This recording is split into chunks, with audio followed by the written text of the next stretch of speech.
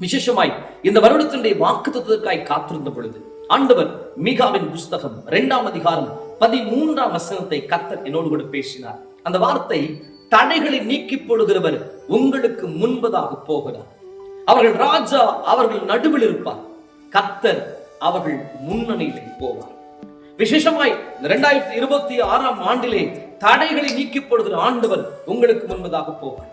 ஒருவேளை இந்த காணொளியை கவனிக்கிற நீங்கள் எந்த தடை கொண்டு கூட இருந்தாலும் சரி, அது ஒருவேளை வியாதியாக இருக்கலாம், அது ஒருவேளை பலவீனமாக இருக்கலாம், அது ஒருவேளை பொருளாதாரமாக இருக்கலாம், அது ஒருவேளை பாவமாக இருக்கலாம், உங்களை தடை பண்ணுகிற எந்த காரியமானாலும் சரி, தடைகளை நீக்கி போடுகிறவர் உங்களுக்கு முன்பதாக போகிறார். அவர் தடைகளை நீக்கி போடுகிறவர். ஆங்கில வேதாகமும் அவரை பிரேக்கர் என்று சொல்லுகிறது. அப்படி என்றால் அவர் உடைக்கிறவர். எதை உடைக்க போகிறார்? உங்களுக்கு முன்பாக இருக்கிற பெரிய பர்வதத்தை போல் இருக்கிற காரியங்களை தேவன் உடைப்பார். பெரிய பர்வதமே, நீ எம்மாத்திரம் செருவா வேலுக்கு முன்பதாக சமபூமியாவா என்கிற வார்த்தையின்படி நிச்சயமாக ஆண்டவர் உங்களுக்கு முன்பாக இருக்கிற பெரிய பர்வதத்தை ஆண்டவர் உடைத்தெறியும்படி செய்வார். அருமையான கர்த்தருடைய பிள்ளைகளே, நீங்கள் சந்திக்கிற பெரிய பர்வதம் எது? நீங்கள் பயப்படுகிற பெரிய மலை எது? உங்களுக்கு முன்பாக மழை போன்ற சூழ்நிலைகளை மாற்ற தேவனாலே ஆகும். இது ஒரு தீர்க்க தரிசனமான கர்த்தருடைய வார்த்தை. நான் 1ஆம் தேதியிலே இவ்வார்த்தைகளை பிரசங்கம் பண்ணின பிற்பாடு, நான் இந்த நாளை பேசுகிற இந்த நிமிடம் வரை அவர் எனக்கு முன்பாக வைத்த தடைகளை ஆண்டவர் விளக்குகிறதை, உடைக்கிறதை காண்கிறேன். ஆம், எனக்கு சொன்ன தீர்க்க தரிசனத்தை கர்த்தர் என் வாழ்க்கைக்குள்ளே நிறைவேற்றுகிறபடியால் நிச்சயமாக உங்கள் எல்லைகளுக்குள்ளே உங்களுக்கு முன்பாக இருக்கிற தடைகளை தேவன் உடைப்பார். ஒருவேளை அது உங்களுக்கு சிறிதாக இருக்கலாம், அது உங்களுக்கு பெரிதாக இருக்கலாம். அருமையான தேவனுடைய பிள்ளைகளே, உங்கள் பார்வைக்கு தான் சிறிதும் பெரிதும் என்பதாக, ஆனால் தேவனுடைய பார்வைக்கு எல்லாம் ஒன்றாகவே இருக்கிறது. என் பார்வைக்கு தான் இது சின்னது, இது பெருசு, இதை மாற்ற முடியும், இதை மாற்ற முடியாது. ஆனால் தேவனுடைய பார்வையிலே எல்லாம் ஒன்றாக இருக்கிறது. ஒரு அற்புதத்தை உங்கள் எல்லைக்குள்ளே ஆண்டவர் செய்வார். அவர் உடைக்கிறவர். எதை உடைப்பார்? எல்லாவற்றையும் உடைப்பார். நீங்கள் கவனித்து பார்த்தால், இஸ்ரவேலர்கள் எகிப்தை விட்டு வெளியே வந்து விட்டார்கள். இப்போது வாக்குத்தத்தம் பண்ணப்பட்ட கானானுக்கு நேராக போகணும். கானானுக்கு நேராக போகிற வழியிலே அவர்களுக்கு முன்பாக ஒரு மிகப்பெரிய எரிகோனுடைய மதில் சுவர் இருக்கிறது. இந்த மதில் சுவருடைய அளவு எவ்வளவு என்றால் 12 குதிரைகள் ஓடுகிற அளவுக்கு மதில் சுவருடைய அகலம். அதன் மேல் ஜனங்கள் குடியிருக்கிறார்கள். இஸ்ரவேல் வந்து பார்த்த பொழுது அதை பிரமித்து கலங்கினார்கள். இவ்வளவு பெரிய மதில் சுவரா? இது எப்படியா உடைக்க முடியும்? இது எப்படி உடைச்சு உள்ள போறோம்? இஸ்ரவேல் கலங்கின மாதிரி நீங்களும் கலங்குறீங்களா? இது இவ்வளவு பெரிய விஷயமா இருக்குது, இது எப்படி உடைக்க முடியும், இது எப்படி சாத்தியம் என்று கலங்குறீங்களா? கவனியுங்கள் பிரியமான ஒரு காரியத்தை சொல்றேன். நீ செங்கடல் தொடங்கி நீ ஒவ்வொரு பகுதியா மாறா, ஒவ்வொரு பகுதியா நீ வந்த பார்த்தியா, இத்தனை பகுதிகளில் நீ செய்யவில்லை. ஆண்டவர் உனக்கு முன்பாக போய் அற்புதத்தை நடப்பித்திருக்கிறார். இது எல்லாத்தையும் நீ பண்ணல, எதையும் நீ பண்ண போறது. கர்த்தர் சொல்லுகிறார், நீங்கள் எரிகோவை சுற்றிலும் 6 நாட்கள் சும்மா உலாவி வாருங்கள், 7வது நாளிலே கர்த்தரை துதிங்கள், எரிகோவுடைய மதில் சுவரை உடைப்பேன் என்று கர்த்தர் சொன்னார். இன்னைக்கு மாற்றத்தை தான் சொல்லுகிறார். உங்களுக்கு முன்பாக இருக்கிற மதில் சுவர்களை, உங்களுக்கு முன்பாக தடையாக இருக்கிற காரியங்களை தேவன் உடைப்பார். அதற்கடுத்த அந்த வார்த்தை, தடைகளை உடைக்கிற வார்த்தை மேசியாவை குறித்து சொல்லுகிறதாக சொல்லுகிறார். அகலா என்கிற வார்த்தைக்கு மேசியா என்கிற அர்த்தமாக இருக்கிறது. அது விடுவிக்கிறவர் என்கிற அர்த்தம். என் ஆண்டவர் இந்த ஆண்டு தடைகளை நீக்கிறவர். முதலாவது, உன் எல்லைகளுக்குள்ளே இருக்கிற தடைகளை உடைப்பார். 2வது, அவர் உங்களை விடுதலையாக்குவார். எதிலிருந்து விடுதலையாக்குவார்? ஒருவேளை பல நாட்களாக ஒரு பாவம் உங்கள் எல்லைகளை பின்தொடரலாம்.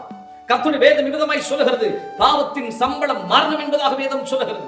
மனிதர்கள் துணிகரமாய் பாவங்களை நடப்பிக்கிறார்கள், துணிகரமாய் பாவங்களை செய்கிறார்கள். நாங்கள் செய்கிற பாவங்களை யார் தடுப்பார் என்பதாக எண்ணுகிறார்கள். சோசியல் மீடியாவில் மல செய்திகளிலே அமர்ந்திருக்கிறார்கள்.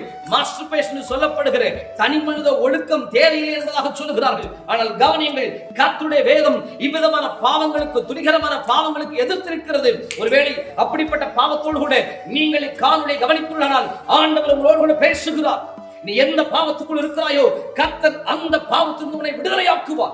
இயேசு கிறிஸ்து வந்தவருடைய மிக முக்கியமான நோக்கமே பாவங்களை மன்னிக்கும்படி, பாவத்திலிருந்து விடுதலையாக்கும்படி. வேத விதமாய் சொல்லுகிறது, குமாரன் உங்களை விடுதலையாக்கினால் மெய்யாகவே விடுதலையாவீர்கள். ஆம், குமாரன் உங்களை விடுதலையாக்கினால் ஒரு மெய்யான விடுதலை உங்கள் எல்லைகளுக்குள்ளே உண்டாகும். ஆண்டவர் உங்களை விடுவிப்பார், உங்கள் பாவங்களிலிருந்து விடுவிப்பார். 2வது, எதிலிருந்து உங்களை விடுவிப்பார்னா உங்கள் வியாதிகளிலிருந்து இயேசு உங்களை விடுவிப்பார். நீங்கள் கவனித்து பார்த்தால் இயேசுவுக்கு முன்பாக வந்த 12 வருட பெரும்பாடு கொண்ட ஸ்திரீயாகட்டும், 18 வருடமாய் பலவீனப்படுத்துகிற ஆவியை கொண்ட பெண்ணாகட்டும், 38 வருடமாய் பெதஸ்தா குளத்தினரை படுத்திருந்தவனாகட்டும், இயேசு எல்லோரையும் விடுவித்தார். உங்களை ஆண்டு விடுவிப்பார். மூன்றாவது காரியமாக கடன் உங்களை அமிழ்த்தலாம். கடன் போராட்டங்கள் உங்களை நெருக்கலாம். இதுக்கு மேல என்ன செய்யறதே தெரியல, நான் எவ்வளவு அவமானப்படுகிறது, எவ்வளவு வெட்கப்படுகிறது. நீங்கள் அந்த நிலைமையோடு கூட இதை கவனிக்கிறீர்கள். ஆனால் நான் உங்களுக்கு வேதாகமத்தின்படி சொல்லுகிறேன், நீ கடன் வாங்குவதில்லை, கடன் கொடுப்பாய் என்று கர்த்தருடைய வேதம் சொல்லுகிறது. அவர் உன்னை வானாக்காமல் தலையாக்குவார், நீ கீழாகாமல் மேலாகவா என்று கர்த்தருடைய வேதம் சொல்லுகிறது. எலிசாவின் நாட்களிலே கடன்பட்ட ஒரு பெண்ணையும் அவள் பிள்ளைகளையும் ஆண்டு விடுதலையாக்கினார். இந்த ஆண்டு கர்த்தருடைய கடன் பாரம் பொருளாதாரத்திலிருந்து கர்த்தருடைய விடுதலையாக்கும். இது போல ஒருவேளை மனிதர்களாலே நீங்கள் நெருக்கப்படலாம், மனிதர்களாலே நொறுக்கப்படலாம். கர்த்தர் அவருடைய கரங்கள் உங்களை விடுதலையாக்கும். மூன்றாவது, தடைகளை நிற்கிறவர்கள் எல்லைகளுக்குள்ளே செய்கிற காரியம் என்ன? இந்த வார்த்தை மூல பாஷையிலே முன்னேற்றுகிறது என்பதாக சொல்கிறது.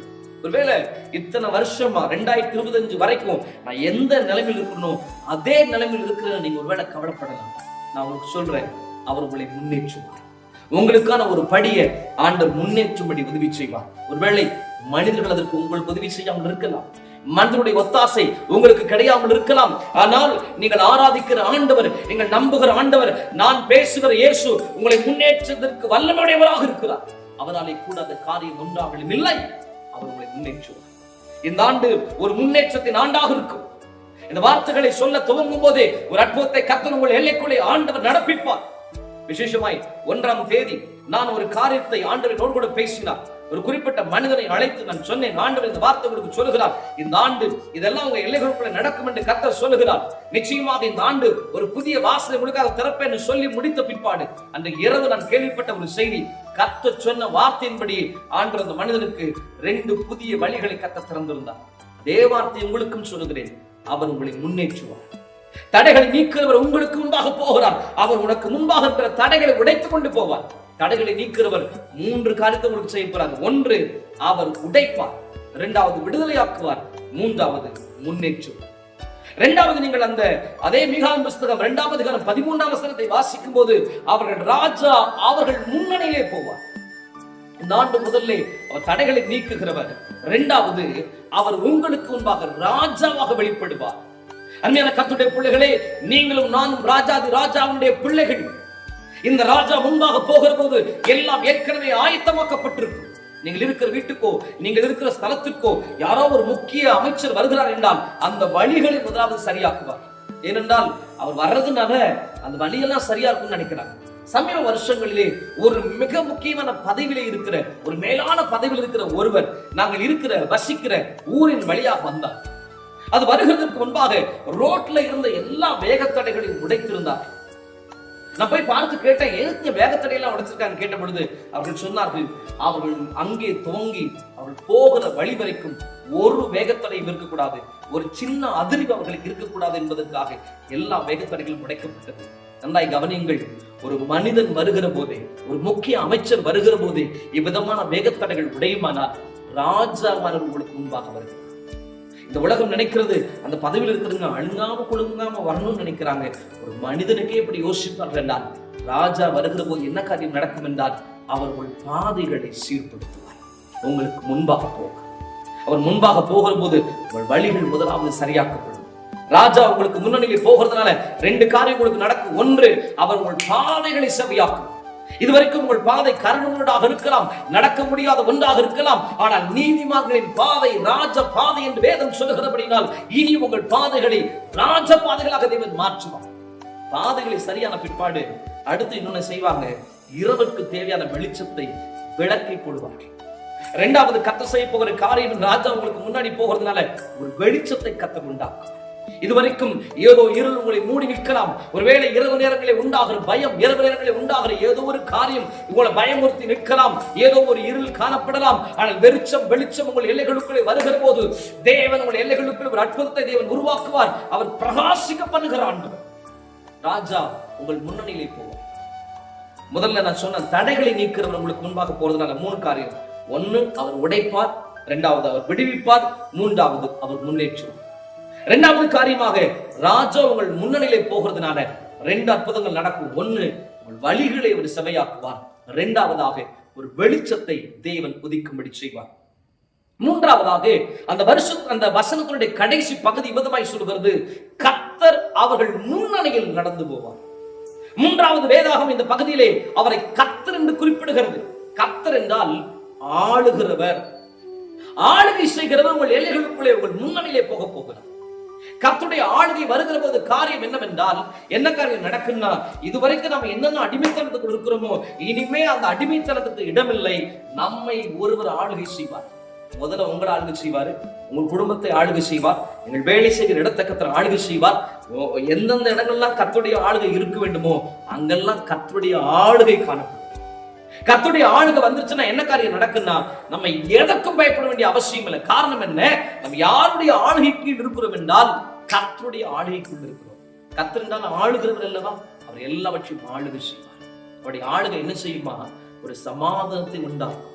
தேவனுடைய ஆளுகையில ஓனாயும் ஆட்டுக்குட்டியும் ஒருமித்து மேயுமா. சிங்கம் புல்ல போல மாட்டை போல புல்ல சாப்பிடுமா. சிங்கமும் மாடு ஒன்னா இருக்குமா. அவருடைய ஆளுகையிலே சமாதானத்தை இளைப்பாறுதலை கற்றுக் கொடுப்பார். கர்த்தர் உங்கள் எல்லைக்குள்ளே இருக்கிறபடினால், உங்கள் ஆளுகை செய்கிறபடினால் உங்களுக்கு சமாதானமும் உங்களுக்கு இளைப்பாறுதலும் உண்டாகும். நிச்சயமாக 2025 ஆண்டிலே நாம் கண்ட போராட்டங்களை கர்த்தர் நம்முடைய எல்லைகளை விட்டு கர்த்தர் விளக்குவார். அவர் ஆளுகிறார். இந்த ஆண்டு 3 காரியம் நல்லா கவனிங்க. தேவன் ஒருவர் இருக்கும் போதே ஒரு அற்புதம் நடக்கும். ஆனா இந்த ஆண்டு அவர் 3 விதங்களிலே உங்களுக்கு செய்ய போகிறார். 1, தடைகளை நீக்குகிறவர். 2வது அவர் ராஜா. 3வது அவர் கர்த்தர். இந்த 3 காரியங்கள் உங்கள் எல்லைகளுக்குள்ள இணையும் போது நிச்சயமா இந்த ஆண்டு ஒரு அற்புதத்தின் ஆண்டாக உங்களுக்கு மாறிவிடும். பயப்படாதீங்க, கர்த்தர் ஒரு அற்புதத்தை உங்கள் எல்லைகளுக்குள்ளே செய்வார். ஒவ்வொரு ஆண்டும் பல தீர்க்கதரிசனங்கள் மூலமா, வாக்குத்தத்தங்கள் மூலமா ஆண்டவர் நம்மோடு பேசிட்டே இருக்கிறாரு. சில நேரங்கள் அந்த வாக்குத்தத்தங்கள் நிறைவேறாமல் போகிறது.